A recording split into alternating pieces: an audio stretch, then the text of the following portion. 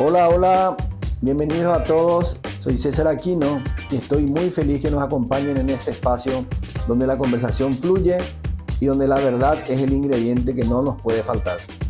Todos los meses me siento con personas increíbles para charlar sobre sus vidas, charlar sobre sus historias, los éxitos que inspiran y lógicamente también los fracasos que nos enseñan. Aquí hay una clave que es la sinceridad y cada respuesta necesariamente tiene que venir del corazón. Así que relájate, déjate llevar y prepárate para una charla honesta y llena de inspiración. Vamos a comenzar con el episodio de hoy. Buenos días a todos, bienvenidos a un capítulo más de I Want to Talk About It. Hoy estamos en el estudio, aquí nomás, mediodía de viernes. Raro nuestro podcast en este horario y en este día, pero los compromisos de nuestro invitado de hoy nos hizo que tengamos este corte en este final de semana. Le recibimos hoy a un invitado que forma parte de la memoria colectiva de todos, sobre todo de los un poco más mayores, ¿verdad? Una voz y una imagen de radio y televisión de mucho tiempo que nos acompaña hasta hoy en fiestas. Nos dirigió la ciudad de Asunción por un tiempo y en ese paso que dio al tema político, evidentemente hubo una transformación en todo su tema. Es un hombre amante de la música, amante de los Beatles y es un gran DJ. Tenemos el honor de tenerle hoy con nosotros a Mario Ferreiro y hacer una breve presentación de su currículum que es muy largo. Mario es periodista, conductor de radio y televisión, escritor, político, amante de la música, DJ y amante de los Beatles. Estudió arquitectura, trabajó en estudios de arquitectura y es ex alumno del Colegio Cristo Rey. Hay mucho para hablar de Mario. Tiene más de 30 años de trayectoria en los medios de comunicación. En el 2015, como dije, fue intendente. En el 2019 presentó su renuncia por un tema que vamos a conversar después. Fue absuelto de esa causa, libre de pena y culpa. Y más allá de todo eso, Mario es un hombre que habla con honestidad sus luchas, de su familia y sobre todo de la visión que tiene del país. Así que Mario, te damos la bienvenida al estudio y I want to talk about it with you. Bueno, gracias. Primero, César, querido. Gracias a los chicos y las chicas también. Me emociona verles. Pregunté si dónde estaban las reglas T y los compases y el rastrillograph y me dijo que ya no se usa más. Trabajé también como ustedes mucho tiempo como dibujante técnico y entré a arquitectura en su momento muy jovencito porque era el único lugar donde se podía tener algo de creatividad. No había en esa época otras carreras creativas y la pasé muy bien. Varios de mis compañeros son arquitectos muy famosos, exitosos y algunos de ellos millonarios como César. Pero no me arrepiento en todo caso. Hice 5 años. Dejé por culpa del hormigón armado con el profesor Granada que me dijo, ¿usted va a ser disc-jockey o arquitecto? Y le dije disc-jockey, profesor, y me retiré de la facultad. Todo sirve como experiencia en la vida y vaya si la arquitectura es una escuela de vida también. Hasta ahora me sigue gustando como un simple aficionado. Y para redondear esta presentación, el nombre del programa me encanta, del podcast, porque I Don't Want to Talk About It es una canción que escribió Danny Whitten. Danny Whitten era un músico muy talentoso norteamericano que murió de sobredosis de drogas. Esa canción tan bella, tan dulce, tan profunda, sin embargo la escribió un hombre atormentado que terminó muriéndose por sus propios fantasmas, ¿no? Muy amigo de Neil Young. La primera versión la hace Crazy Horse y bueno, después ya la hace Rod Stewart y hay muchas otras más. O sea, una canción fuerte esa canción. Algo tiene esa canción y me encanta que César la haya elegido invirtiendo el título porque es una canción que toda la vida la escuché y la amé y quería que ustedes sepan la historia también de que la escribí. Qué grande, Mario. Bueno, me encanta, Mario, que cuentes la historia. Yo realmente digo que es mi música preferida. Y le saqué el don, no le llamé al autor, A Rod Stewart. le llamé a Rod Stewart, le di permiso para sacarle el don. Y me pareció súper interesante porque era hablar y te contaba un poco la historia y que todo el mundo ya conoce de cómo arrancó este tema. Sí. Así que queríamos saber un poco más del Mario que no conocemos. Contanos algo de tu infancia, Mario. Bueno, yo soy un chico clásico de clase media, asunceno de los años 60, una familia muy numerosa, 7 hermanos, soy el menor, el séptimo. Cuando era chico, las chicas de la casa tenían que yo sea el Luisón, vivíamos cerca del cementerio. pero tenían que ser 7 varones. En mi casa hay 2 mujeres. Mi viejo, muy laburante, febrerista, mi mamá también, se fueron del país exiliados, volvieron después de más de 10 años. Muy trabajadores ambos y muy exitosos en lo suyo. Mi madre tenía 3 títulos universitarios, era muy rigurosa, nos exigía desarrollarnos intelectualmente. Y papá nos mostró el camino del laburo. Se murió muy joven en los dos, tuve que encarar la vida bastante solo de los 20 años. Y bueno, después ya se inició todo esto que en parte ya leíste. Genial, Mario. Contanos un poco, igual era un chico que tímido, rebelde, Yo, estudioso. yo comienzo en San José y me veo al Cristo Rey de segundo grado, por suerte. Eso me dio otra visión de la vida. No reniego el Sanjo, pero tengo mis cuestionamientos políticos, así mis queridos compañeros y amigos del Sanjo. Fui un Cristo Rey típico jesuita, con conciencia social. Enseguida los curas nos dijeron, miren que la vida no es lo que ustedes creen, hay otra vida en el bañado, hay otra vida en la chacarita, hay otra vida en el interior.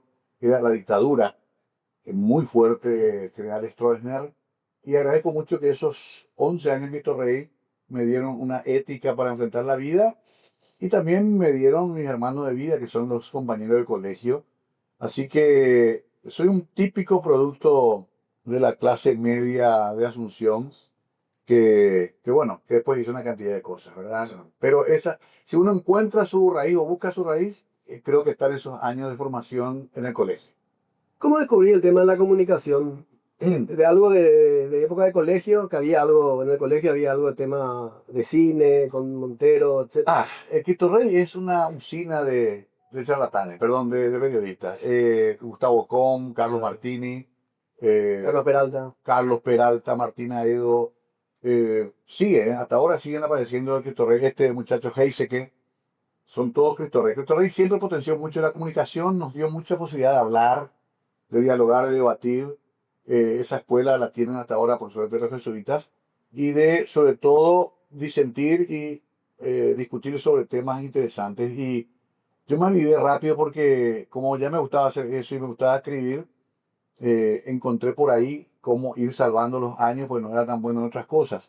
Entonces sí era bueno para presentar un acto. Antes hacían veladas, el Día de la Madre, el Día del Árbol, el Día del Abuelo, y yo era ya el presentador de esos eventos.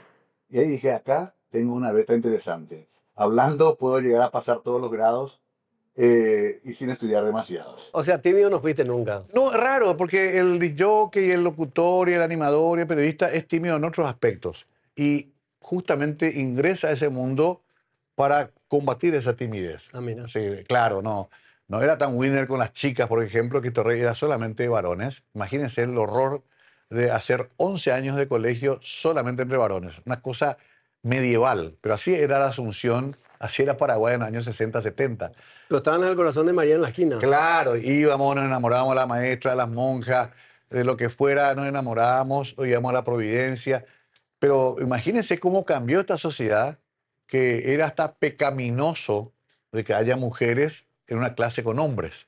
Eso recién cambia en los 80. Claro. O sea, este país todavía está dando un camino bastante duro en cuanto a transformaciones, ¿verdad? Che, Mari, contame un poco, ¿qué música sonaba en tu casa en esa época? Yo tuve la suerte que mis hermanos mayores escuchaban sobre todo Beatles. Nunca me voy a olvidar que mi hermano arquitecto, Rodolfo Ferreiro, que es el papá de los músicos Bruno y Afi Ferreiro de Paico y de Flow, era muy musical él, estudiante de arquitectura, mesa de dibujo, chicas lindas, música. El clásico esquema del estudiante de arquitectura. Y yo, feliz, nene todavía, me iba a ver todo eso, escuchaba Hey Jude, escuché y me volvió loco. Y nada, ese mundo me fascinó. El Beatles tiene un tema de que hasta ahora vos le pones a un niño y el niño es como que se ilumina. Hay algo en ese sonido que es brillante, que es pro vida, que es para arriba. Entonces, claro, me enamoré perdidamente ya de los 7, 8 años de los Beatles y nunca más abandoné esa causa, digamos. Fue una escuela de vida también Beatles. Mira. ¿Y la llegada a la tele? ¿Cómo llegas a la pantalla chica? Bueno, para Blanco y nosotros, negro. la tele para nosotros era la fascinación absoluta. Ustedes tienen que saber que había una tele por barrio, en aquella Asunción todavía muy pueblerina, que terminaba acá. Esto ya era los suburbios de Asunción. Llegaba hasta Recoleta y Sajonia, era el gran barrio residencial. Entonces, la tele se instala en 1967 perdón, 65, este año cumple 60 años. Ahora, el 29 de septiembre de la televisión. Y en casa se instala una tele que todo el barrio venía a ver. Y esa caja también a mí me enloqueció, porque era una novedad absoluta. Y tenía ya el sueño de llegar alguna vez, pero no sabía cómo hacerlo. Y llego gracias a John Lennon. Te dio una recomendación. Ent- Por eso siempre explico de que Yoko Ono y yo somos los viudos de Lennon, porque ambos aprovechamos su legado, porque me llama, increíble, estando en mi casa, yo, estudiante de arquitectura, soñando con llegar a la tele, me llaman de Canal 9 y me dicen, murió John Lennon. Sí, claro, estamos acá llorando. Yo tenía 20 años. Estamos devastados. ¿Qué pasa?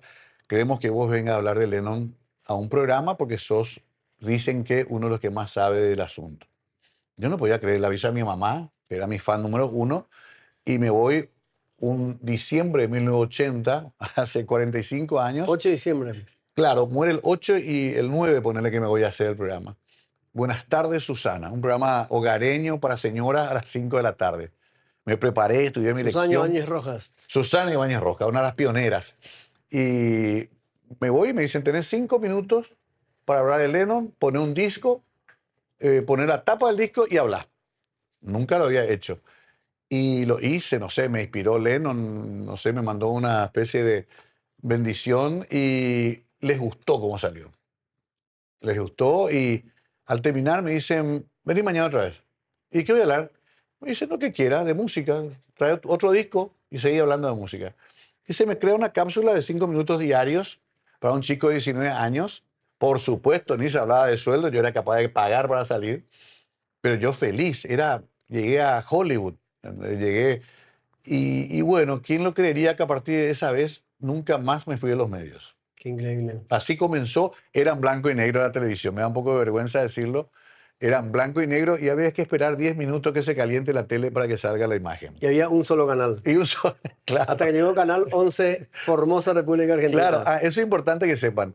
Había un solo canal, o sea, la pobre gente tenía que ver solamente ese canal o no veía nada. Y bueno, todo mi barrio me recibió como si fuera, no sé, Mike Tyson después de ganar el título mundial cuando volví, porque todo el barrio vio. Y seguía estudiando arquitectura, pero ya cada vez era menos importante para mí la arquitectura y cada vez me atraía más al mundo de las comunicaciones, ¿verdad?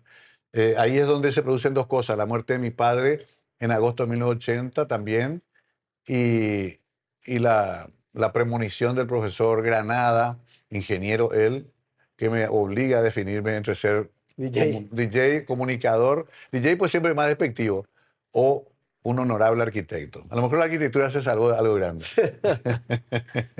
Sí, Mario, contame, después en televisión y en radio, en ese momento vos hablabas y terminaba la comunicación ahí. Sí, Y hoy se genera una interacción brutal en todo lo que es comunicación. claro, no había redes sociales, no Claro. había nada. Yo sí tengo hasta ahora, guardo los fans y las fans escribían cartas. Yo entonces cada fin de semana recogía las cartas donde me escribían con dibujitos, con figuritas brillantes, con las fans y los fans de mi presencia, ¿verdad? Esa es la comunicación. Cartas manuscritas. Muchas de esas que escribieron las cartas hoy tienen 60, 70 años, ¿verdad?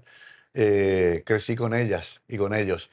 Era otro mundo, pero para mí extraordinario e inolvidable. Quizás cuesta decir cuál es la mejor época de tu vida, pero fue una de las mejores épocas de mi vida porque todo era fabuloso, todo era nuevo, todo era distinto. Una fascinación que más tarde, años después, me traería algunos problemas, ¿verdad? Contame una cosa, ¿y cómo te metes al mundo de la música, de pasar música en eventos y en fiestas? Porque estabas ahí metido en televisión, Claro, me olvidé que radio. comenzó eso antes. Ah, ok. Claro, a los 14 años tuve mi primer contrato como DJ con el actual prestigioso fotógrafo Fernando Allen. Teníamos lo típico, un equipo de música para llevar a las fiestas de colegios. Y justamente un cuarto curso de la Providencia nos contrata para una fiestita en una casa. Antes se hacía en la casa un cóctel. Cobramos 8.000 guaraníes. Para nosotros era una transacción, pero histórica. Yo estaba en cuarto curso de colegio y tenía 14, 15 años. Y bueno, salió bien también eso. Recuerdo que ya muy mal asesorado por la vida, los 8.000 guaraníes invertimos en cerveza en el centro de Asunción. Por lo tanto, al día siguiente no teníamos más nada de lo que cobramos. Pero era un festejo, ¿verdad? Era tan chico que mi papá nos llevó con los equipos y nos trajo al día siguiente porque no podíamos ni manejar todavía. Pero también me gustó eso de estar ahí detrás de una consolita ahí, de unas cosas y que la gente baile y que vos puedas medio controlar eh, el clima de la fiesta. Y aparte que era también un buen método para llamar la atención de las chicas, ¿verdad? Claro, A esa edad fundamental. todo está dirigido a eso, ¿verdad? Todo valía. Todo valía, pero el disc jockey, van a ver ustedes, no van a encontrar un solo disc jockey que baile bien. El disc jockey generalmente no sabe bailar, gueta es un desastre. Los otros tiran torta, que no sé, cualquier cosa, pero nadie, uno va a saber un Michael Jackson disc jockey, no va a saber una Madonna disc jockey. Porque en general el disc jockey le hace bailar a los demás y es un poco torpe para bailar y esconde su torpeza detrás de su talento para elegir música. Qué fantástico. Y si comparás tu puesta en televisión de antes con ahora, con toda la repercusión que tiene la televisión hoy, el hacer el zapping. Antes tenías tu horario y estabas ahí y se te veía, no sé, una hora pasando un noticiero. Hoy tenés que estar súper activo para que la gente pueda mantener tu canal. Sí, cambió todo, cambió el negocio, cambió la puesta en escena, la irrupción de las redes sociales modificó todas las relaciones en todos los niveles, inclusive en los medios de comunicación. Tal es así que hoy buscamos una especie de mix entre lo virtual y lo real. Eh, Igual tenés que ir aprendiendo por el camino, nos adaptamos muchos. Hay ejemplos interesantes, por ejemplo, en Argentina Pergolini se fue de la televisión y ahora volvió. Hay como una especie de interacción. Todavía no está concluido ese ciclo, está en proceso. Me imagino que igual que en la arquitectura, que igual que en las tecnologías, tenemos que aprender mucho más rápido ahora todo. Pero de todas maneras yo me siento cómodo, no me siento excluido y creo que simplemente hay que entender que ya hay otros roles, ¿no? Y otras generaciones que están llegando también, ¿verdad? Yo tengo, Pero seguís vigente y presente. sigo vigente, pero no tengo esa visión de que nosotros éramos los únicos y los que llegan. A mí me gusta mucho la nueva generación. Bueno, yo digo una generación. Me gusta Pop Spincy, Ratti es una especie de hijo mío. Tengo que hacer el ADN. De Raúl Vega. Todos estos chicos que fueron viniendo detrás nuestros son para mí buenísimos. Y ahora esta nueva generación otra vez, esta chica Mendoza, la hija de la Alicia Murto, me parece extraordinaria. Me gusta lo que están haciendo los youtubers. Creo que es una especie de interacción muy nutritiva entre ambos. Ellos aprenden cosas de nosotros, pero nosotros también aprendemos de ellos. Eso no se dio nunca y se está dando ahora y me gusta mucho. Claro, yo creo que en todo, así como decía, en todos los campos, en la arquitectura misma hay Claro, una vigencia y una rotación súper rápida. O sea, vos si no estás actualizado con la tecnología, no te diste cuenta y la gente te pasó por arriba. sí. O sea, hoy tenés el tema de la inteligencia artificial. Mm, Como anécdota te cuento que nosotros usamos muchísimo. O sea, yo estoy recontra metido en la inteligencia artificial. Para mí mm. es una herramienta fundamental hoy día. Y fíjate vos que esto es acá interno, pero haces acá para pasar afuera y estar en contacto directo tiene que ser mucho más dinámico, mucho más ágil, ¿verdad? Claro, qué valiente eso, pues yo todavía no me animé a la IA. No, hay que estar. Y te voy a contar una anécdota. Sí, Para hacer esto que hacemos contigo, te conté que Vicky Ramírez, allá está Jimena, una de mis hijas, y Paloma son las que nos ayudan a armar un poco el esquema de lo que vamos a hablar, ¿verdad? ok. Y me escribe Vicky hace unos días y me dice, te preparé el tema para Mario. Y le dije, te ganó un amigo, le dije. Mm. ¿Quién? Me dice, ¿verdad? Se llama Chan, le puse, porque por Chango ya GPT. Ah, no, me gana lejos tu amigo. Me dijo. Pero increíble cómo te puede sacar y puede no errar puede equivocarse en datos, Sí, pero cómo puede extraer de tu currículum exactamente los puntos. Por ejemplo, a Vicky se le pasó el tema de Beatles, por ejemplo, claro, ¿verdad? Y cómo puede extraer exactamente y vos te vas penetrando, te vas buscando sí. y te vas sacando todo lo que necesites tener, ¿verdad? O sea que eso que vos presentaste al principio lo sacaste todo ahí. Un mix. Algunas cosas, No, sí. un mix por un tema con Vicky. Le dije, no, Vicky, yo voy a plantearte vuelta lo tuyo, ¿verdad? Me da un poco de miedo. No, para mí es genial. O sea, redactar ¿Qué más sabe IA de mí? no, todo. Todo lo que te puedas imaginar, ¿sabes? De todos nosotros. Y vos sabés qué interesante, me meto más en ese tema porque me Sí, gusta. vos tenés que armar tu carpeta. O sea, nosotros, el estudio tiene ahora, hace unos días, tiene instalado en algunas máquinas, no sé en cuántas, tiene el tema de inteligencia. Vos tenés que darle los datos. Ajá, ¿Qué haces? ¿Dónde haces? Tu página web, tu Instagram, las obras. Vos tenés que alimentarle. O sea, claro. aparte de lo que puede rescatar y se va entendiendo organigrama, Mm. flujo, etc. Y es una cosa increíble, una cosa que es Mira, apasionante, ¿verdad? voy a tomar curso contigo porque yo estoy No, mirando, aparte es re sencillo. El otro día yo estábamos sé, con un grupo de amigos y el hijo de J. Leos, que es un chico que es re joven, sí, nos dio así en un grupo de amigos que teníamos una explicación y es lo más básico, es lo que todo el mundo sabe. Y es forzarle e ir haciendo cada vez más, sacándole más información, pero realmente es re práctico. sí. Y dicho sea de paso, muchos usarán plataformas Spotify, sobre todo Deezer y cosas así. Y es curioso porque a nosotros lo que nos piden a los veteranos es la información. Finalmente, lo más valioso sigue siendo la info que uno tiene, que ha aprendido durante todos estos años. O sea, en Spotify hay todo, Todo. pero el problema con esa abundancia es justamente el conocimiento de qué es lo que después te va haciendo la propia máquina. Claro. Te va tirando lo que a vos te va gustando. Pero primero necesita una especie de base, de matriz. Y a mí me consulta mucho para eso. O sea, me piden playlist. Y a partir de eso, gente que me dice, vos sabés lo que me gusta, quiero esto, jazz pop, quiero un poquito de chill out. Le armo una playlist y después ya la máquina le va armando otras playlists. Brutal.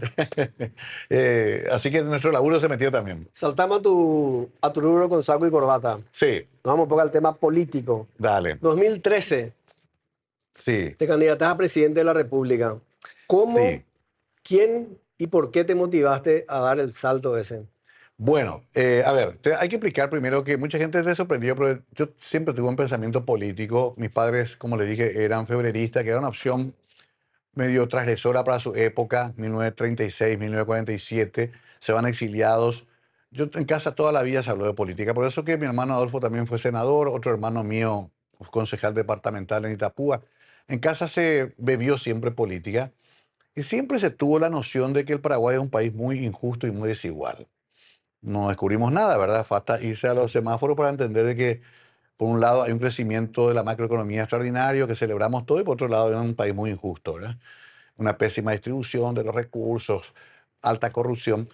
Yo había evadido siempre, pero cuando llegó un momento de mi vida en que por fin se logró la alternancia, que fue en 2008 con el triunfo de Fernando Lugo, si bien yo no formé parte de ese equipo, entendí que tengo que tratar de ayudar a ese proceso. Y entonces, faltando un año y medio, 2 años para las elecciones, me llama el propio Lugo y me pregunta si me animaría. Y bueno, después de varias reuniones, armamos una estrategia, una base, una plataforma y comenzamos a trabajar. Ocurrió lo de Curuguatú, eso nos explotó en las manos a todos, al país en general. Ya estaba jugado, ya había abandonado los medios y decidí continuar, aunque más no sea para lograr una base política en el Parlamento, que lo logramos con 4 parlamentarios. Y bueno, después de eso volví otra vez a la televisión, hice un par de años en la tele, acá de Bierzi, y ahí sí me traen los números y me dicen, mira, lo de las presidenciales te sirvió para tener un caudal que garantiza que ganemos Asunción 2015. 2015. Entonces, todo lo que pasó en el medio da para escribir varios libros, porque vi muy de cerca la caída de Lugo, hablé mucho con él, tipo especial, difícil, complejo, pero interesante. Al fin y al cabo, el único que logró una transición en Paraguay, una alternancia, perdón, pero también tuvo sus errores. Y en 2015 tomó la decisión porque me dice, mira, Mario, te necesitamos. La única forma de ganar la estructura colorada después de 20 años es contigo. Y ahí hicimos este proyecto que ganó finalmente, que fue también un triunfo histórico. Y después vino todo lo otro que da para varios programas. Genial. Contanos un poquito de ese paso por el municipio, que asumo lo que habrás encontrado. ¿Qué logros podés decir? Estuve, me pasó esto, pero conseguí esto. Vos sabés que Internamente a nivel municipal te sí, pregunto, en la ¿verdad? medida que pasa el tiempo, uno valora más lo que pasó y tiene más serenidad. El final, como fue muy abrupto y dramático, nos dejó a todos muy sacudidos, muy impactados, porque vimos la realpolitik, donde las buenas intenciones no nos alcanzan. Hay estructuras políticas, gremiales, hay grupos de poder fáctico muy fuertes. Asunción es una especie de representación del país, Claro. en más chico, pero es lo mismo. Aprendimos mucho, hicimos mucho. Acá justamente le tengo al que fue mi director de desarrollo urbano. Él sabe todas las batallas que nos jugamos. A veces la gente afuera no sabe que, por ejemplo, para un plan regulador, finalmente el que toma la decisión es la honorable Junta Municipal. Con una simple levantada de mano te cambia de repente este eje urbanístico en algo diferente. Pero el que lleva toda la responsabilidad siempre es el intendente, ¿verdad? Eso fue muy difícil porque nosotros no teníamos mayoría propia. Tuve que 4 años negociar con la bancada opositora en ese momento, el que tiene una gran vocación de poder y mucha maña, que es la bancada colorada. Aún así, yo hoy más tranquilo, después de todo lo que pasó, después de lo que pasó con quienes nos sucedieron también, me di cuenta de que no fue tan malo todo lo que pudimos hacer. Iniciamos un camino interesante, tenemos una buena recordación sobre todo el funcionariado ahí adentro por la forma en que cambiamos el paradigma de cómo tratarlos, cómo manejarnos con ellos. Y también, por suerte, pudimos transparentar bastante la gestión, con el resultado de que no tenemos una situación, por suerte, ya en la justicia pendiente ni nada. Sí, por cuestiones políticas nos metieron en eso, pero salimos. Y algunas cosas que, por ejemplo, no se ven, pero que nosotros iniciamos o que concretamos que hoy ya están funcionando en la ciudad, ¿verdad? Eh, Hay otra ciudad ahí en la zona baja, son más de ya ahora casi 30.000 familias que viven en los bañados de Asunción. Esos son parte de la ciudad y hay que buscar una solución para ellos. Entonces comenzamos ese camino y ahora, por ejemplo, se están haciendo 2.800 viviendas de lo que era el bañado Tacumbu, zona Camsat, Padre Velasco, que después de una larga negociación, pacto financiero, social y político, logramos sacarlo donde estaban, se consiguió el lugar y se le está construyendo sus casas, consensuadas en cuanto al programa arquitectónico y urbanístico, porque hacer una casa para un bañadense no es lo mismo que hacer una casa para alguien que vive en Carmelita, obviamente. Todo eso se logró. Caracolito se llama un desagüe, algún día les pido que vayan a visitar en Bañado Sur. Era una especie de catarata de Iguazú que caía sobre por lo menos 400 casas y arrasaba con todo. Solucionamos, le hicimos un desagüe pluvial. Claro, no está acá, no está en el eje corporativo y no tiene los cimientos que tienen esas obras más faraónicas. Y después mucha negociación, por ejemplo, para hacer este viaducto, que antes, ustedes se acuerdan, cuánto esperábamos para ir al aeropuerto. Ese viaducto hicimos consensuando con el gobierno, porque el dueño del territorio siempre es la municipalidad. El gobierno nacional puede proponer lo que quiera, pero si no tiene el acompañamiento de la municipalidad, y ahí José y su equipo trabajaron mucho, porque es muy difícil trabajar con el gobierno central, más todavía si es de signo opuesto. Entonces, yo siempre destaco el viaducto botánico, fue una gran discusión, pero fue una solución. Todo el eje de la costanera sur, nunca me olvido, nos fuimos a hablar con el padre Oliva. Ellos iban a incendiar la ciudad para que no se haga la costanera sur, porque consideraban que invadía su territorio. Y después de mucho hablar y negociar con el padre Oliva, que era además de mi colegio, ellos nos dijeron, si hacen perimetralmente, no pasando por el medio del bañado, como era el primer proyecto, podemos permitir. Y se logró. Y ahora todos nos vamos en 12 minutos desde Sajonia hasta Lambaré. Son logros que nadie te da después ni un premio ni nada, pero que yo creo que sí valió la pena. Comenzó el proceso Chacarita Alta también, ojalá el que llegue continúe. Y después hay que terminar de solucionar los otros grandes problemas que ya todos conocemos, movilidad sobre todo, ¿no? ¿Frustraciones como intendente? Enormes, enormes. A ver, yo tengo una especie de contradicción. Me dicen, ¿para qué te metiste? Lo primero que te dicen es, y no, nos metimos porque algo tenemos que hacer una vez en la vida y tanto hablar nomás no sirve, ¿verdad? A whatsappear y poner el mensaje en X nomás no va a cambiar nada, ¿verdad? Alguna vez hay que bajar la arena y es posible que te ensucies. Pero frustraciones sobre todo tienen que ver, y voy a ser muy duro con esto, en que nosotros mismos los asuncenos no estamos muy convencidos de una verdadera transformación. No estamos dispuestos al esfuerzo de una verdadera transformación. ¿Ok? Queremos que se transforme el otro, pero a mí no me jodas ni con mi casa, ni con mi barrio, ni con mi... Yo he llegado a tener situaciones, y José era mi compañero de lucha, de barrios donde queríamos hacer mejoras, y decían, no, no queremos mejorar. Habla bien de José porque está la nuera al lado, así que... Epa, los dos tienen que portarse bien. No, entonces, te juro, les juro, que tuvimos más problemas de relación con los barrios económicamente más pudientes, porque esos son los sectores más conservadores de la ciudad. Hay una disputa muy fuerte entre la visión urbanística de esos sectores que todavía creen que se puede vivir en casas de media manzana con una explotación demográfica muy baja, un índice de ocupación muy bajo, que es insostenible para cualquier ciudad del mundo. O sea, lo primero que vos ves cuando ves Asunción es necesita un segundo piso por lo menos. ¿Por qué? Porque se fueron todos estos chicos que están acá, a Villa Luque, a Ñembuy, a San Lorenzo, a Villa Lisa, porque Asunción, así como está, todavía no es capaz de ofrecer espacios suficientes. Bueno, eso discutíamos todos los días. Yo les recibía a todas las comisiones vecinales. Y me dio mucha tristeza también que no se pudo concretar el Metrobús. Coste que a mí me culpan de haber parado el Metrobús. Pero lo hice porque en realidad no estaban dando los presupuestos. Iba a pasar lo que pasó en Fernando y en San Lorenzo, que fue una catástrofe. 2 años de gente con el negocio cerrado y la obra nunca se terminó. Ni siquiera. Entonces nosotros paramos, José también participó mucho de eso, dijimos no, hasta que tengan todos los derechos de los frentistas, Claro. todas las previsiones, las obras, porque un Metrobús tiene decenas de obras complementarias. No estaba eso. Entonces no dimos el permiso para hacer. Un tiempo trataban de instalar que yo fui el culpable de eso. No, al contrario, yo considero que le salvé a Asunción de una catástrofe como el Metrobús inconcluso. Una pena realmente. Y después muchas cosas. No queremos pagar estacionamiento, la Asunción, hasta en Clorinda se paga. Nos vamos a Miami, pagamos $20, pero acá no queremos pagar nada.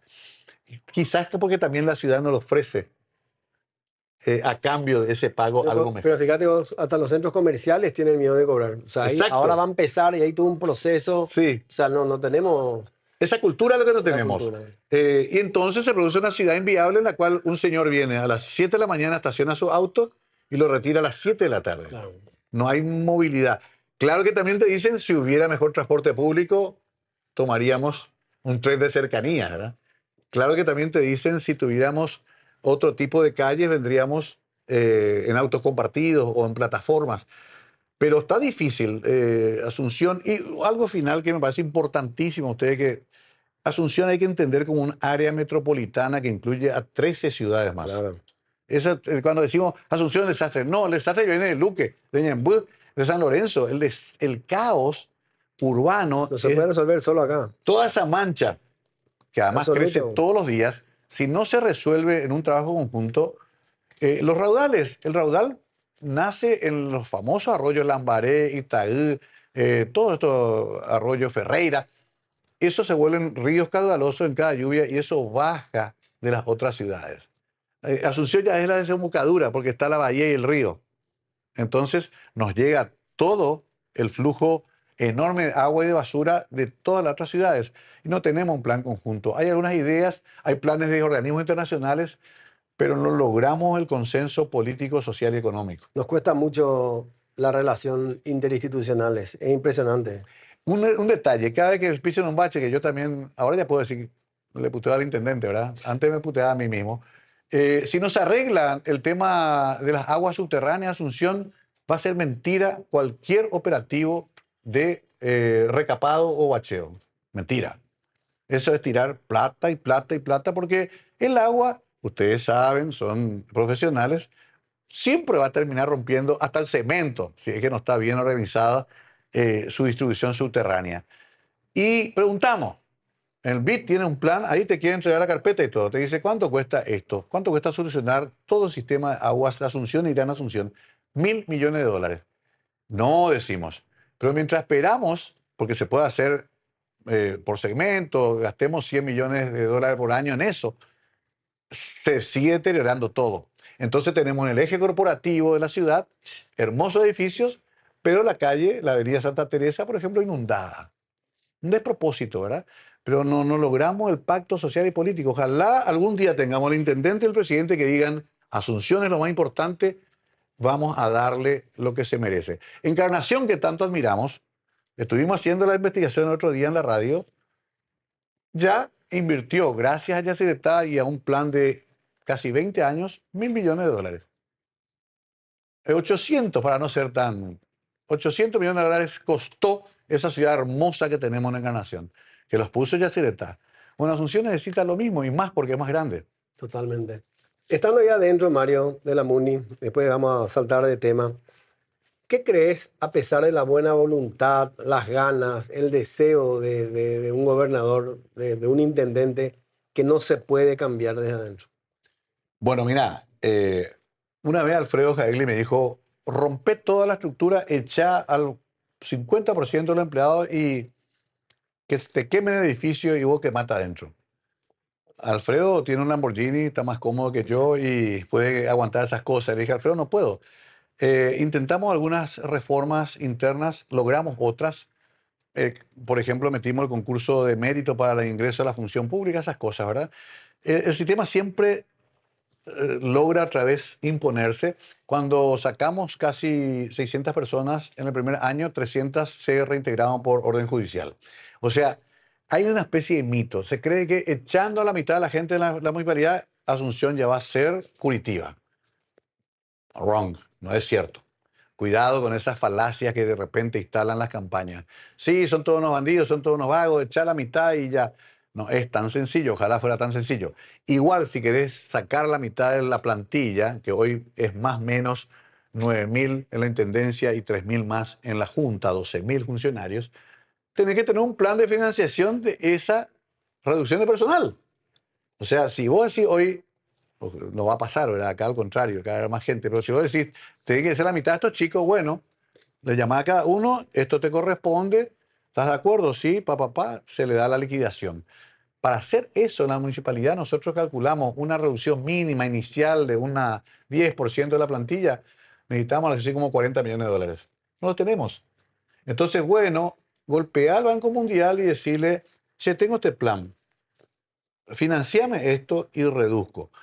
Pero no se hace nunca, se sigue la bicicleta y estamos entre la superpoblación, pero también la falta de un sistema de recaudación tributaria mucho más eficaz, que es otro de los grandes problemas que tiene.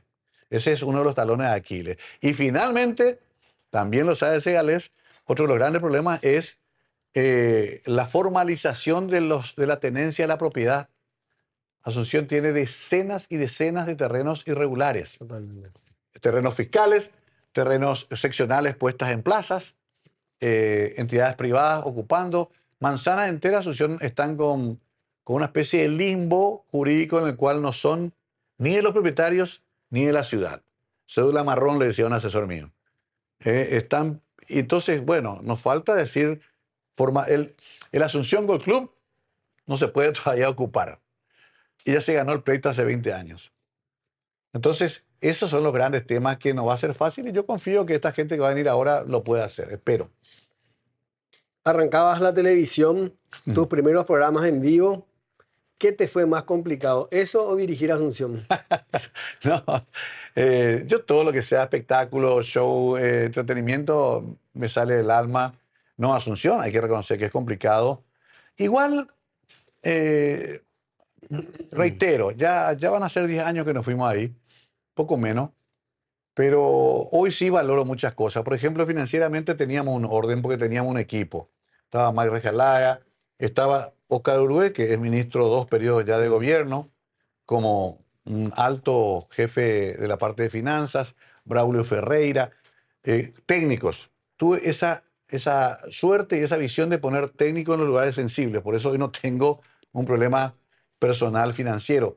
Pero creo que si no tuviera esa gente, como lo tuvo a Chalo Garay como asesor, a José, tuve gente muy valiosa, ¿verdad? Que me ayudó muchísimo. Pero no alcanzó porque Asunción supera cualquier tipo de expectativa en cuanto a necesidades. Sus necesidades superan su capacidad de respuesta.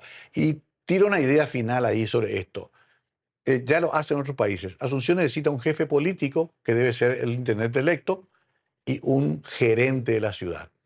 Un urbanista, si es posible, recibido en el exterior, especializado, que tenga el día a día de los problemas urbanísticos de la ciudad.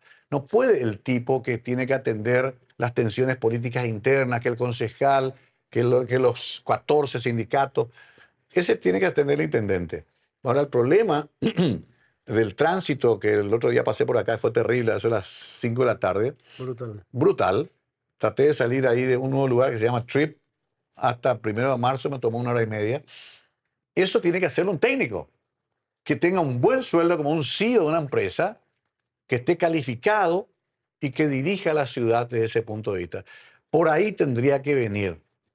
Muy difícil atender lo social y al mismo tiempo lo urbanístico en términos de funcionamiento de una ciudad.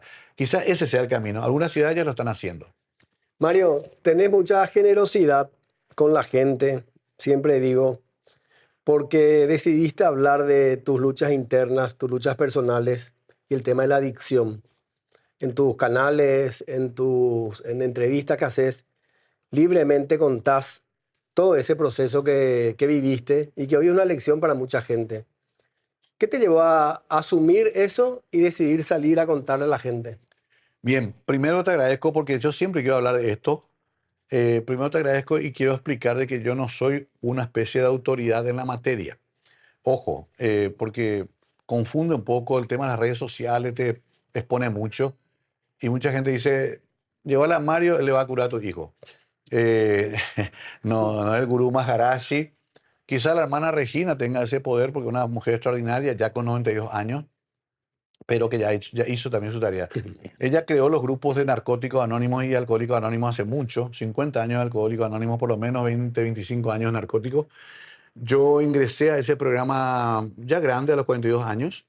Venía con una larga tradición muy clásica de nuestros chicos y chicas de la sociedad, que era un bebedor social que provee sustancias psicoactivas también más pesadas, pero que dentro de mi actividad hasta gané un Paraná de oro siendo adicto a las drogas. O sea, una cosa era lo recreativo, otra cosa era lo laboral. Hasta que en un momento, siempre pasa esto, algo se descontroló. Eso es lo complicado de la adicción. No es que hay una bandera roja que te dice, ahora ya estás más adicto que ayer. No, no sabes. Vas manejando hasta que no puedes manejarlo más. Yo conocí el programa a los 42 años, hace 23. Primeramente se hace con mucho anonimato, pero en mi caso, al ser figura pública, yo dije, tengo que usar esto para llevar el mensaje y decirle a la gente que hay un camino de recuperación. Y bueno, es lo que hago hasta ahora. También nosotros decimos que lo que se nos dio de manera muy generosa tenemos que devolverlo a la sociedad. Y por último, sí hay que entender claramente que la adicción es una enfermedad, no es un defecto moral, no es un vicio. No es que una persona se vuelva adicta porque es mala persona. Es una enfermedad crónica, progresiva y mortal, como puede ser una enfermedad oncológica, como puede ser una diabetes mal manejada y otras más. Es una enfermedad, está reconocida como tal, pero cuesta mucho entender eso y sobre todo es la enfermedad de la negación. Casi siempre el adicto niega que es adicto y también enferma a toda su familia, que son codependientes. ¿Qué quiere decir eso? El familiar, la esposa, la novia, el novio, el papá, el hijo, se vuelve adicto a su adicto. Y para eso también hay tratamiento y para eso también hay grupos. Pero lo primero, César, es que la persona que está pasando por ese proceso de decir, necesito ayuda. Ese es ese momento mágico cuando vos decís, no puedo más. Y a veces puede llevar largos años. Y el tema de la exposición pública, en tu caso, de ser una persona expuesta públicamente, de haber estado, o sea, que de seguir en el tema de la música a la noche, ¿crees que eso influyó en eso, en tus inicios? ¿O qué Hay decís? mil motivos y ninguno. Eso también es interesante saber por qué. Muchos dicen, bueno, mi papá era un caurapo. Puede ser. Yo conozco hijos de padres alcohólicos que no toman. Otros dicen, no, pero en casa luego no me quería mi mamá. Hay mucha gente que no le quiere a su mamá y es un excelente profesional, exitoso en la vida y trata sus temas en el consultorio psicológico. Punto. Sí, no, es que hay una relación automática entre lo que nos pasó y el desarrollo de la enfermedad. Por eso nosotros decimos, dejamos que eso hagan los psicólogos y psiquiatras, pero los adictos que estamos en los grupos de recuperación decimos, ayer ya fue, mañana no llega, solo hoy no voy a consumir. Eso le molesta a mucha gente, inclusive a mis amigos y parientes, me dicen, ¿por qué le puedo seguir diciendo eso es adicto? Y soy adicto, que pudo detener por hoy el consumo. Si vuelvo a consumir, retrocede todo mi proceso y comienzo de nuevo. Pero ya tengo el chip que en algún momento se instaló del consumo compulsivo. Ahora llaman consumo problemático de sustancias psicoactivas, un nombre más elegante. Y ahí sobre todo yo quiero que ustedes entiendan, porque uno dice, sí, pero yo también soy adicto al celular. Otros son adictos a la comida dulce, otros son... no es la misma cosa. El tema es que cuando te cambia tus patrones de conducta y haces cosas que jamás pensaste que ibas a hacer, estás en un problema. Y eso tiene, perdón, y eso Sí. tiene una... ¿Estás curado? Es la pregunta. Exacto, es lo que más nos dicen. Ayer le preguntó a una especialista argentina y me dio una respuesta medio... nosotros, para lo que hacemos el programa de Narcóticos Anónimos, decimos que nunca estamos curados, que solamente podemos detener por el día de hoy la enfermedad, acumulamos 24 horas y mañana se comienza de nuevo. Y lo peor que le puede decir a un adicto es nunca más a consumir. Miren que cuando hablo de adicto, hablo del que toma sus 4 whisky por noche también. El empresario cool que vacía su etiqueta azul los viernes de noche con sus amigotes. Ese también es adicto. No es solamente el Chespi que está hinchando las pelotas ahí en el semáforo. También hay adictos en el Parlamento. Siempre yo digo cuando hacen los operativos en la Chacarita, digo, che, policía, entren un poco también al Parlamento. Ahí van a llevar unos cuantos. Es transversal. Esto puede... y es muy interesante porque tampoco ni siquiera una condición socioeconómica salva esto.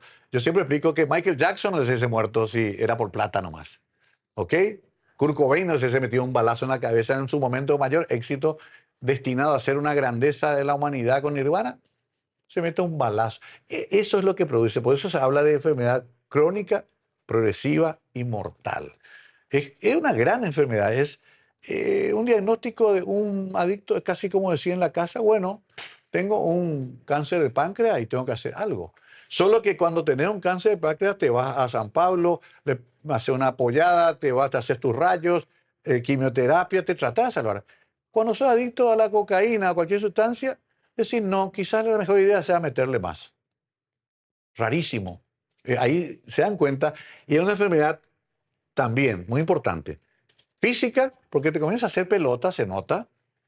Mental, porque comenzás a hacer cosas insólitas, cosas que nunca hiciste, te vuelves agresivo, ¿verdad? Celoso con tu pareja, quilombo, te bajas la ropa en un casamiento de tu hermano. ¿Por qué? Mental, pero también espiritual, porque te vacía totalmente de espiritualidad. No crees nada. Inclusive yo le decía a mis amigos, le decía, yo quiero dejar por mis hijos. Me decían, no, no olvídate a tu hijo, por vos deja. Y después tus hijos van a entender. Y también te dicen algo genial. Te dicen, te vamos a querer, en los grupos, hasta que te vuelvas a querer a vos mismo. Porque en realidad el adicto pierde hasta inclusive el amor propio. Es un procedimiento bastante terrible que finalmente te va quitando todo, bienes materiales, familia y la vida. Se ubica en el centro de tu pensamiento solamente la necesidad del consumo. Y no necesariamente, a mí hay amigos que me dicen, pues vos nunca hiciste nada, ¿de dónde vos sacás que sos adicto? Porque sos el maestro de la simulación. Yo puedo venir a trabajar acá con ustedes hasta las 5 de la tarde, después me iré a mi casa, le meto 5 rayas y me voy a curtir hasta el domingo. El domingo de noche me voy a una ducha, trato de dormir 2 horas y vengo otra vez el lunes acá. Nunca César se da cuenta. Hasta que un día voy a hacer una cagada. Cuando eso ocurra, quizá ya sea demasiado tarde, porque no pedí ayuda. Brutales. Es la gran enfermedad, porque es muy difícil de contenerla.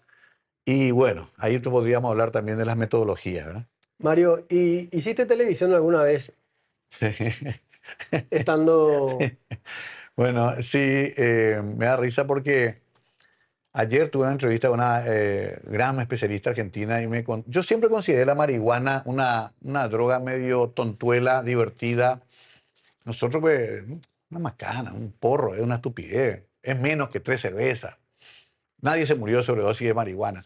Entonces, a veces me fui a noticiero un par de veces medio fumado y era así la situación. Yo leía la noticia y cuando iba la noticia al aire, me parecía que pasaba media hora, 40 minutos. Cuando volvía, las noticias duran 40 segundos, minutos. Cuando volvía, mi cabeza estaba otra vez bien encaminada y leía la siguiente noticia. Pero ese lapso en mi mente duraba horas. Aún así, nadie se dio cuenta. Qué loco. Muy brutal. Obviamente que si yo persistía en esa conducta, un día iba a ser un desastre. Hubo colegas nuestros que Claro. transmitían un borracho partido, ¿verdad? Puede pasar, yo no sé, me salvé, también tenía un Dios que me cuidaba. Pero ayer tuve la mala noticia de que la marihuana, que yo considero tan inocua, me parece ahora se está modificando genéticamente y se potencia su capacidad de producir cambios psicoactivos más poderosos. Uno elige, ¿ok? Antes era la marihuana que se curtía ahí en el fumaba, jajaja, te reía, comía mucho y hacía algunas cositas más. Hoy, en corto tiempo, esta marihuana genéticamente modificada, transgénica, puede producir ataques de pánico y sobre todo ataques psicóticos gravísimos en 2 o 3 meses. O sea, se complicó la cosa. Lo que antes era un divertimento, una droga de entrada, hoy se volvió una droga altamente peligrosa de acuerdo al volumen, a la intensidad de la que compres. Sobre todo estas marihuana VIP que ahora está tan de moda y sobre todo aplicado al vapeador por si algo faltara. Pero el problema no está en la sustancia. Eso también tienen que entender. Siempre recomiendo Trainspotting y Requiem para un sueño. Busquen esas dos películas. Son magistrales. Danny Boyle en Trainspotting explica claramente que el problema no es la sustancia, es la enfermedad. Entonces, el fentanilo, ahora estamos todos, cuidado con el fentanilo, cuidado con el drogadicto. Si esa fórmica se puede rayar y aspirar y produce un efecto, va a consumir esa fórmica. Por eso es que muchos terminan derivando todo otra vez al alcohol. Porque dicen, no, vamos a suspender nomás las drogas prohibidas. Vamos nomás al alcohol. Y bueno, mueren de cirrosis. Brutales, no es la sustancia, es la cabeza, es la enfermedad.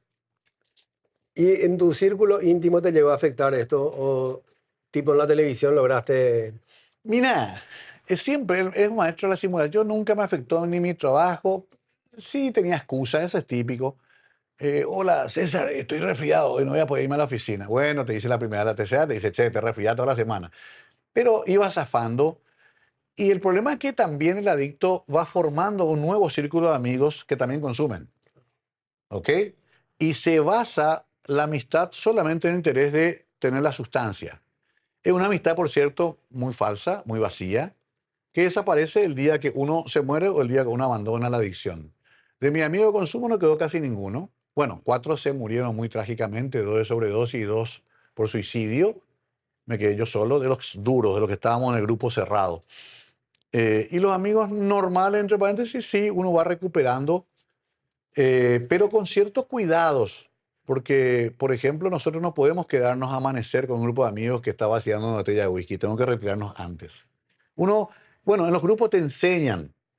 Esto es como cualquier otra cosa, se estudia también esto. Yo, por ejemplo, si me siento con ganas de consumir, tengo que llamarle a otro compañero y hablar con él. Como el suicida que llama a una línea de autoayuda. Antes de consumir, un llamado y si te es difícil, andate junto a él y hablen una hora. Hay todos unos mecanismos, reuniones diarias si es posible. Yo me voy 2 veces por semana hasta ahora, después de 23 años. Y hay una literatura que acompaña también para sostener. Y también se indica la necesidad de creer en un poder superior. Esto es muy interesante porque casi todos venimos de los rituales. Yo soy católico, bautizado, primera comunión, confirmación, casamiento por iglesia, le bauticé a mis hijos, pero esa religión formal me sirvió muy poco. Igual me volví adicto. Lo que me sirvió es entender la cuestión más espiritual, en creer que hay algo superior a qué, a mi sustancia y a mi compulsión y a mi obsesión por el consumo. ¿Ok? Es un trabajo muy interesante. Y como un detalle final sobre ese tema, yo dejé de participar en los ritos. Me iba mucho a la misa, me arrodillaba, tenía a mi virgen. Con la adicción, en recuperación, reemplacé eso por la oración, por la meditación, por una comunicación muy personal con mi poder superior como yo lo concibo. O sea, también te enseñan a entender de vuelta qué es lo que es creer en algo superior. Es muy interesante, un viaje espiritual también. Fantástico, Mario, gracias. Contanos un poquito de tu vida íntima, de tu primer anillo, Yo, familia, a ver, hijos. yo tengo 6 hijos. eh, 3 de mi primer matrimonio, una nena que vino de una época más libre de mi vida, que es hermosa y que es mi hija también, pero totalmente integrada a la familia. Y tuve 2 hijos ahora en la última etapa con Male, de 12 y 14 años. También eso, uno hace muchas cosas en la vida, comete equivocaciones, pero la relación con los hijos siempre privilegié y me está dando los frutos porque tengo una relación fabulosa con ellos.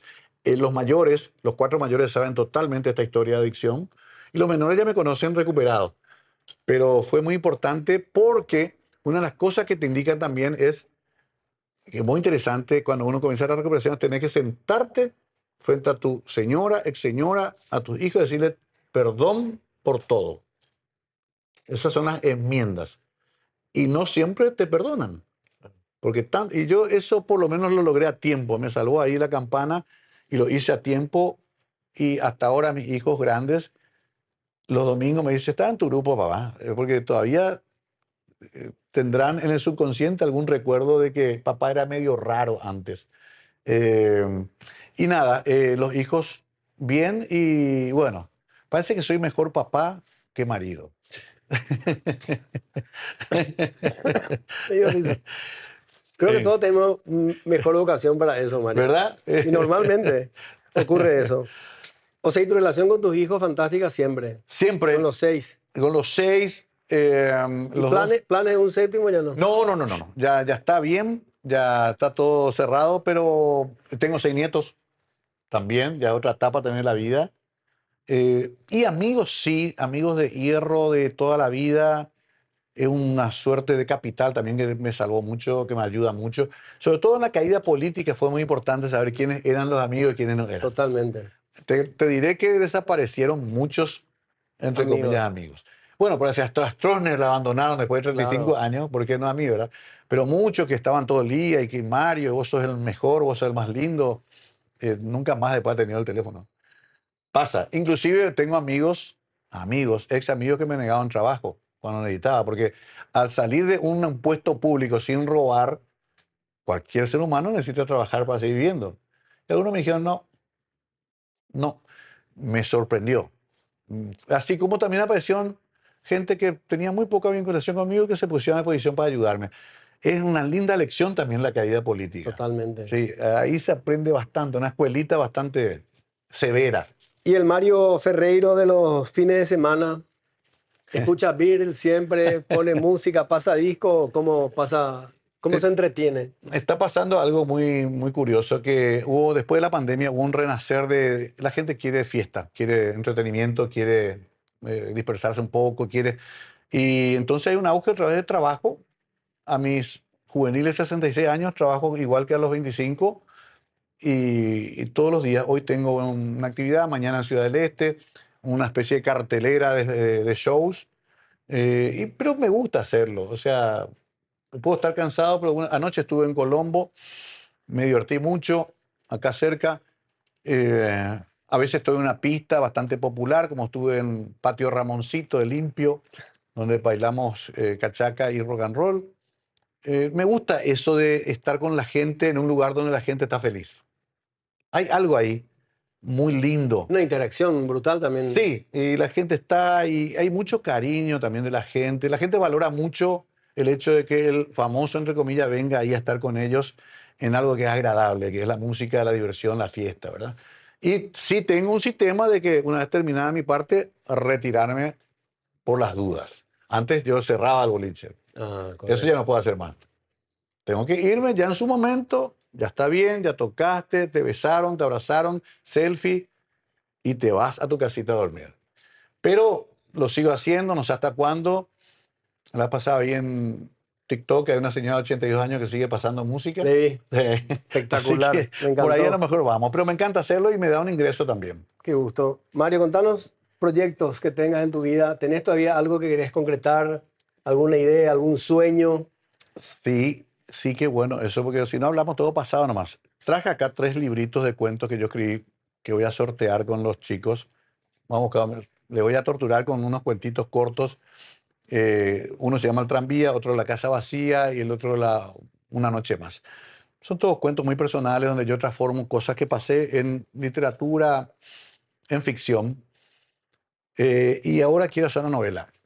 Y Mira. la novela se va a llamar 25 casas, porque yo viví en 25 casas. Qué fantástico, me gusta. 25 barrios de Asunción, 25 casas, 25 etapas, 25 amores y desamores, 25 adicciones y desadicciones. Ahí va a estar todo. Hay que darle un ropaje. La buena noticia es que ya tengo decidido el título, ya tengo la novela, y la mala es que tengo un capítulo recién. Comencé por la última. Te doy una recomendación. Sí, IA. Claro. Ya me dijeron. Brutal. Le cargo todos los Brutal. datos y le doy. Estuve ayer o anteayer reunida con una persona de Buenos Aires que nos quiere hacer un libro Sí, sobre esto, ajá. ¿verdad? Y le digo, ¿y cómo vas a hacer el tema? Y no, vamos a transcribir. Le digo, ¿por qué no usas la IA? Una señora mayor, ¿verdad? Sí. Vino de Buenos Aires, está viendo para hacer libros. Y me dijo, ¿y no uso yo IA? No, le dije, me está perdiendo el tiempo. ¿Y cómo? Le meté el audio en la IA y pedí que te saque el extracto. Me miró con una cara y dijo esto, y yo le digo, habrá pensado, este no me va a dar trabajo, más o menos. Claro. Mario, claro. si querés dejarle una canción a los jóvenes como mensaje, ¿qué canción le dejarías? ¿De qué autor y por qué? Ah, muy fácil. Imagine. Acordate que te dije al comienzo de la entrevista que yo soy la viuda de Lennon. Es más, tengo un problema legal con Yoko Ono porque los dos queremos la herencia, ¿verdad? No, tanto anduve y tanto escuché música toda la vida que Imagine es una canción muy sencilla. Estructuralmente es muy simple. Hay muchas canciones mucho más elaboradas, más intensas, profundas, pero es tan genial lo que hizo Lennon al resumir una canción casi de apenas 2 tonos, todo lo que pensamos muchos en cuanto a lo que debe ser un mundo en paz, un mundo que no esté en guerra por religiones, un mundo... todo lo que sigue faltando en el mundo está en esa canción. Entonces dijo, la gran 7, este tipo nos dio así la cátedra exacta y nos dijo, tomen esto y ténganlo como una especie de himno de vida, sigue vigente. Entonces yo doy muchas vueltas, puedo decir cosas mucho más sofisticadas, ¿viste? Pero Imagine resume todo lo que pienso, todo lo que sueño y además resume una admiración profunda por Lennon, que quizás está un poquito por encima de otro que para mí es un ícono, que es Bob Dylan. Mi hijo se llama Dylan Ferreiro por eso. Después una hija me dijo, ¿por qué no me pones Joaquín Sabina al próximo? Y le dije, no, no, no es así tampoco. Dylan era Dylan. Pero Dylan ya es más profundo. Dylan ya hay que buscarle el sentido filosófico. Ya es un poeta, ganó el premio Nobel. Lennon es más nosotros, más terrenal, más humano. Dylan es un semidios de la literatura y la canción. Entonces me quedo con Imagine. Fantástico, Mario, te agradezco demasiado tu apertura, te agradezco tu transparencia. Gracias. Sé que esto va a dejar una lección interesante para todos y creo que eso que haces inspira a la gente. O sea, toda tu trayectoria, porque no es fácil encontrar a alguien que pasa música, que fue intendente, que cuenta su adicción, que es comunicador, que está en la televisión, que es un famoso. O sea, no es muy fácil encontrar a un Mario Ferreiro. Así que te agradezco, Mario, que hayas aceptado. Te agradezco en nombre de todos. Te aseguro que todos capitalizan esto que nos das. Y tenemos nosotros una costumbre de hacer un brindis. Epa, te tengo que hacer con agua. ¿Qué te parece?